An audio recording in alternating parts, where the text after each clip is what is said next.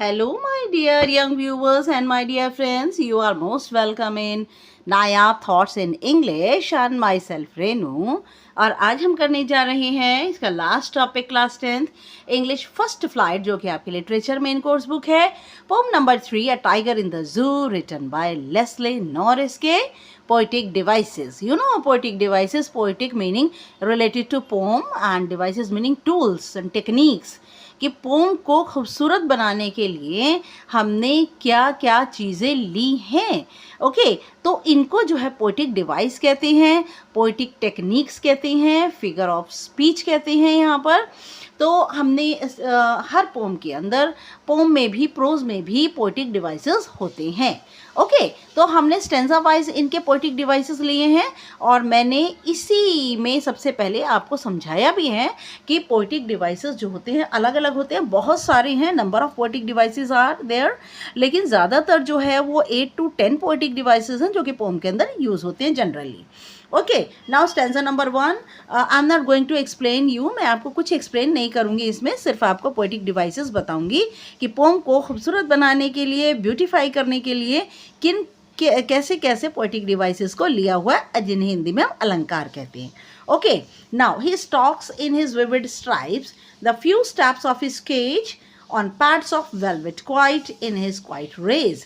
यहाँ सबसे पहले हम राइमिंग स्कीम की बात करेंगे जो कि हर स्टेंजा में होती है, और कोई कोई स्टेंजा होते हैं जो कि कोई पोम होती हैं जो फ्री वर्ड्स होती हैं, जिनमें कोई भी पोइटिक डिवाइस नहीं होते, उन्हें फ्री वर्ड्स कहते हैं।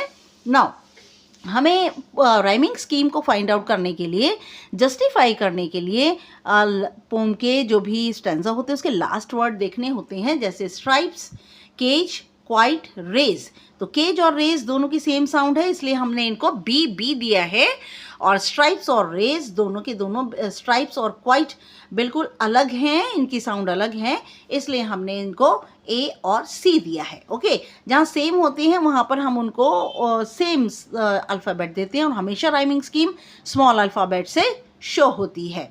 तो राइम स्कीम जो है बनेगी इसकी, फर्स्ट की अगर हम स्ट्राइप्स लें ए, केज लें बी, तो रेज को भी हम बी ही देंगे क्योंकि सेम साउंड है, और सी देंगे हम क्वाइट को, तो ये बनेगी A B C B. Repetition है किस चीज़ की, यहाँ पर क्वाइट की। जब किसी वर्ड की रिपीटिशन आती है तो बेटा उसे रिपीटिशन पोइटिक डिवाइस कहते हैं, और अगर किसी लाइन की रिपीटिशन होती है, कोई लाइन रिपीट होती है, तो उसे हम रेफ्रेन कहते हैं। तो यहाँ पर वर्ड की जो है वो रिपीटिशन हुई है, क्वाइट 2 बार आया है, तो इसीलिए यहाँ पर हमने रिपीटिशन जस्टिफिकेशन दिया है। मेटाफोर क्या होता है? मेटाफोर होता है इनडायरेक्ट कंपैरिजन। हम किसी भी चीज़ की इनडायरेक्ट कंपैरिजन करते हैं कि कुछ कुछ जो है वो खासियतें जो हैं एक चीज़ की दूसरी चीज़ में होती हैं। वेलवेट क्वाइट, वेलवेट क्या होता है? मखमल, बहुत सॉफ्ट होता है, और क्वाइट, क्वाइट का मीनिंग होता है बिल्कुल शांत। तो यहाँ पर वेलवेट क्वाइट के अंदर मेटाफोर है, क्यों? क्योंकि जो उसके पाँव हैं, उसके जो पंजे हैं, वो बिल्कुल मखमल जैसे मुलायम है, जब वो चलता है तो क्वाइट शांति रहती है, कोई आवाज़ नहीं होती। ओके, तो यहाँ पर वेलवेट क्वाइट से उसकी जो चलने की साउंड जो है उसको वेलवेट कहा गया है। क्वाइट मीनिंग बिल्कुल शांत, उसके पैरों की आवाज़ बिल्कुल शांत है।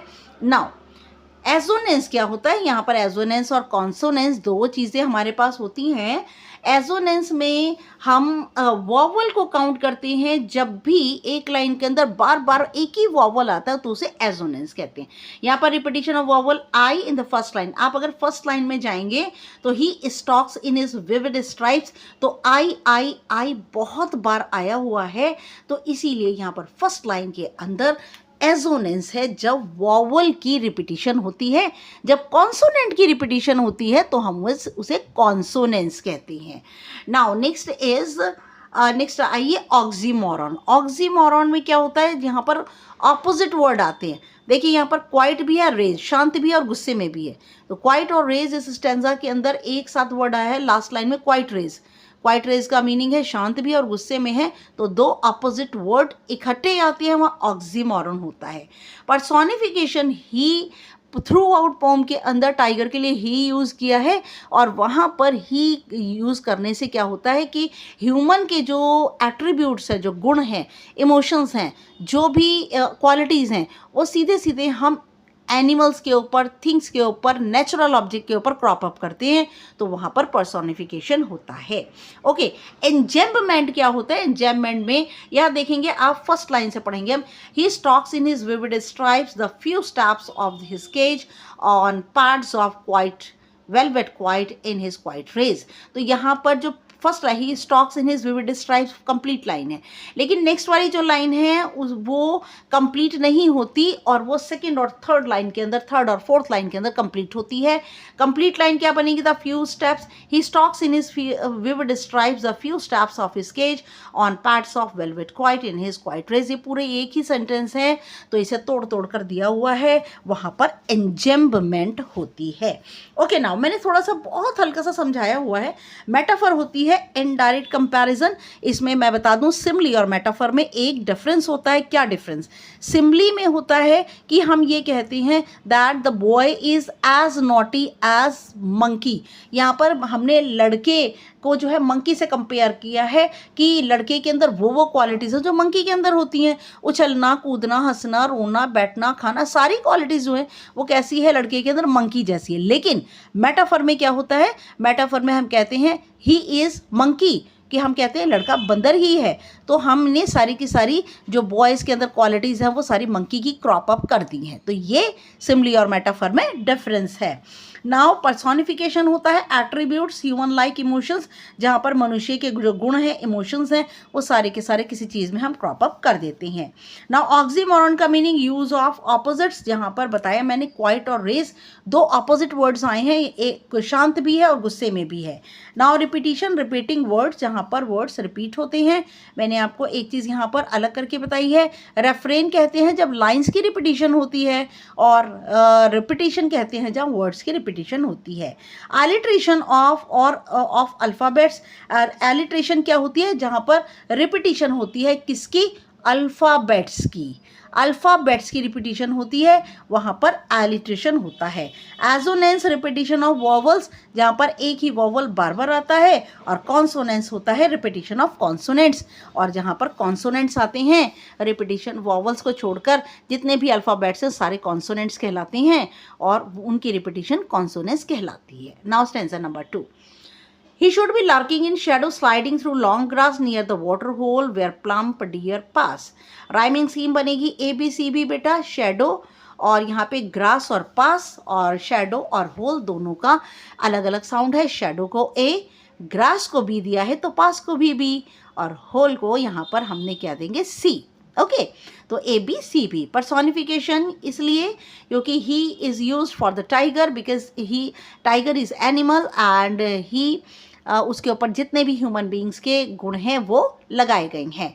इमेजरी क्या होती है कि जब हम कोई भी चीज़ को अपने मन में एक पिक्चर बनाते हैं। पिक्चर कैसे बनाते हैं?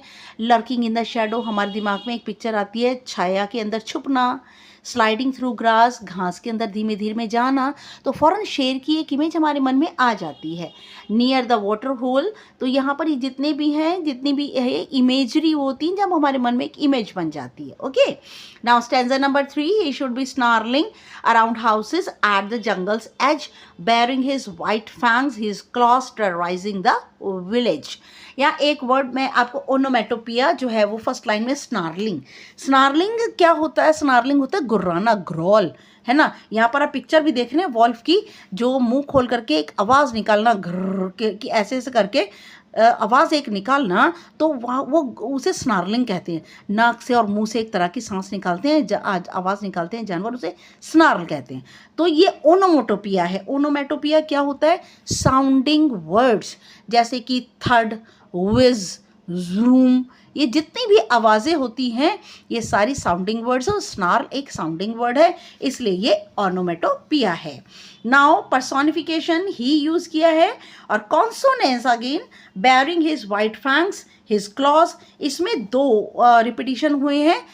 एक तो वॉवल्स की एस की रिपीटिशन हुई है, बार बार ऐसा आया है, देखिए हिज में आया है, फैंग्स में आया है, फिर हिज में, फिर क्लॉज में, और एक रिपीटिशन हुई है आई की। देखिए बेयरिंग आई, हिज आई, वाइट आई, हिज आई, तो यहाँ पर आई और एस वॉवल्स जो है, वॉवल और वॉवल की जो है वो बेटा यहाँ अगर हम वॉवल की कहेंगे तो ये एजोनेंस हो जाएगा, यहाँ पर थोड़ा एजोनेंस हो जाएगा। और आई अगर कहेंगे तो यहाँ पर सॉरी एस अगर हम कहेंगे तो कॉन्सोनेंस हो जाएगा, आई कहेंगे तो वॉवल हो जाएगा। ओनोमेटोपिया आपको पता है, स्नार्लिंग मैंने वॉल्फ की इसीलिए पिक्चर दी है ताकि आपको पता चले कि मुंह खोलने के बाद जो आवाज़ निकलती है वॉल्फ के अंदर से वो स्नार्लिंग होती है।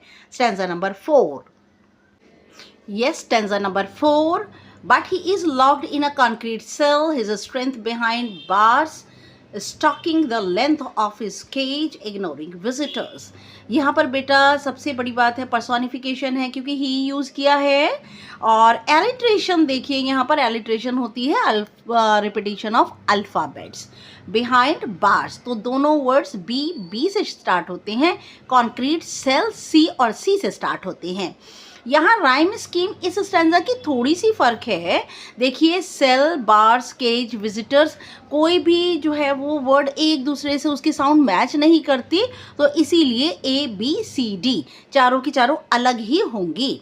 Now assonance, he is locked in concrete cell, यहाँ पर ई वॉवल जो है साउंड वो बार बार आई है, ही में आया है, लॉक्ड में आया है, कॉन्क्रीट में आया, फिर सेल में आया, तो यहाँ पर क्या है assonance. Now stanza number 5। He hears the last voice at night, the patrolling cars, and stares with his brilliant eyes at the brilliant stars. यहाँ रिपीटिशन किसकी हुई है? ब्रिलियंट की। ब्रिलियंट की क्यों? क्योंकि दो बार जब भी हम रिपीटिशन किसी चीज़ की करते हैं उस चीज़ वर्ड पर जोर देने के लिए करते हैं। एजोनेंस में with his brilliant, repetition of vowel I, यहाँ पर विद हिज ब्रिलियंट में विद में आई, हिज में आई, ब्रिलियंट में आई, तो ये एजोनेंस है। और पर्सोनिफिकेशन तो थ्रू आउट पोम के अंदर यूज किया ही हुआ है। Okay, now thank you very much for watching my channel. Please मेरे चैनल को लाइक शेयर कीजिए, कमेंट ज़रूर मुझे कीजिए, अच्छा कराया है बुरा कराया है जो भी है कमेंट कीजिए प्लीज़। और प्लीज़ मेरे चैनल को सब्सक्राइब कीजिए, this is my humble request. और नेक्स्ट वीडियो हम लेकर आएंगे how to tell wild animals की पोम का एक्सप्लेनेशन लेकर आएंगे। और तब तक के लिए गुड लक and goodbye.